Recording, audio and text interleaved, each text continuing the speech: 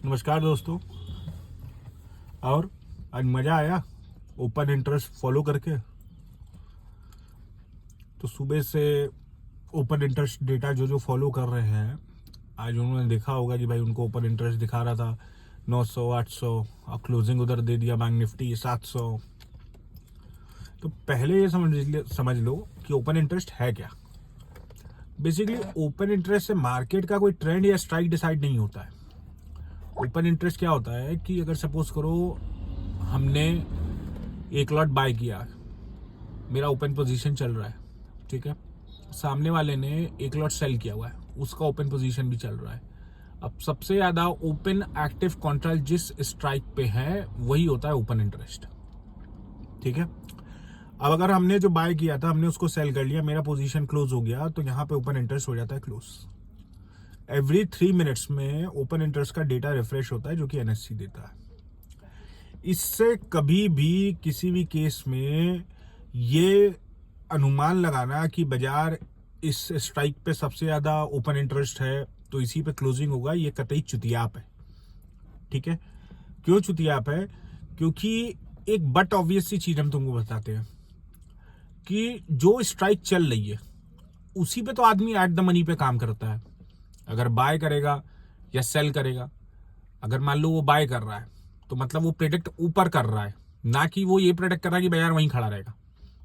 अगर ऑप्शन वो सेल कर रहा है तो वो प्रेडिक्ट क्या कर रहा है कि हाँ बाजार वहीं खड़ा रह सकता है या यहां से वहां से बाजार ऊपर जाएगा या नीचे जाएगा, कोई डायरेक्शन साइड जाएगा, समझे। तो इस ओपन इंटरेस्ट के बेसिस पे बाजार का मूवमेंट कभी डिसाइड नहीं होता है कि बाजार वहीं का वहीं खड़ा रहेगा, यही स्ट्राइक आ रहा है।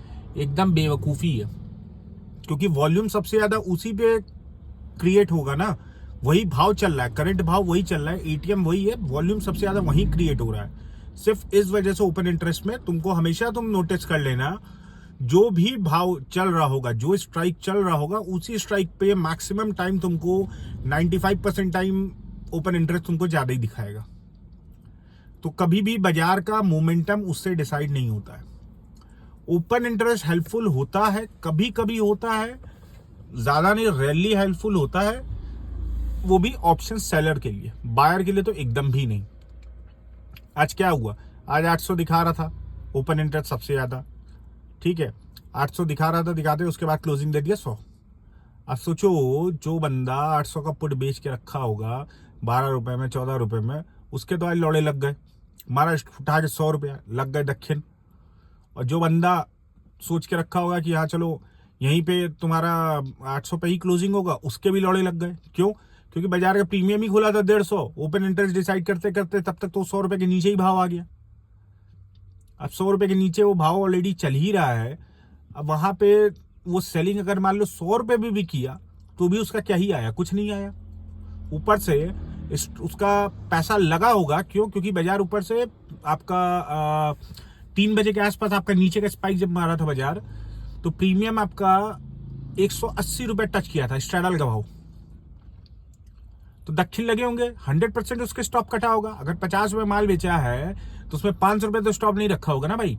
50 रुपए का अगर वो माल, 100 रुपए का अगर माल बेचा है तो उसमें मैक्सिमम कितना, 30 रुपए 40 रुपए स्टॉप रखा होगा, 50 रुपए स्टॉप रख लिया होगा और कट गया होगा उसका सौदा, 100% लग गए दक्षिण। ओपन इंटरेस्ट के बेसिस पे ट्रेड लेना बंद कर दो। हमारे एक दोस्त थे, उन्होंने लगभग मतलब अगर मेरा कैलकुलेशन गलत नहीं है तो 2-3 महीना आराम से ओपन इंटरेस्ट के ऊपर बड़ा स्टडी किया, लौड़ा लेसुन डेटा उटा लगा के एक्सेल सब तेल सांडे का लगा के पूरा खूब स्टडी किया। लेकिन उस आदमी की एक अच्छाई थी कि उसको हमने जब मना कर दिया कि भैया ये तुम्हारा टाइम वेस्ट करेगा, इसके ऊपर कोई स्टडी मत करो, कोई आनी जानी नहीं है। हालांकि उसने स्टडी करके इस चीज पे आया, लेकिन वो आके सही टाइम पे छोड़ दिया ओपन इंटरेस्ट। तो करे क्या फिर? करना सिर्फ यही है, एक ही चीज है भाई, भाव भगवान है। चार्ट एनालिसिस करो जितना हो सके उतना, ठीक है। ये सब ओपन इंटरेस्ट डेटा और जब लौड़ा लेसुन ये सब करके कुछ नहीं आनी जानी है, कोई सेंस नहीं बनता है, कोई लॉजिक नहीं बनता है। जो स्ट्राइक चल रहा है हमेशा आपको उसी पे ओपन इंटरेस्ट ज्यादा दिखाएगा। तुम देख लो कभी भी किसी भी टाइम पीरियड का खोल के, कोई एकदम बकवास वाली चीज है ये, ठीक है।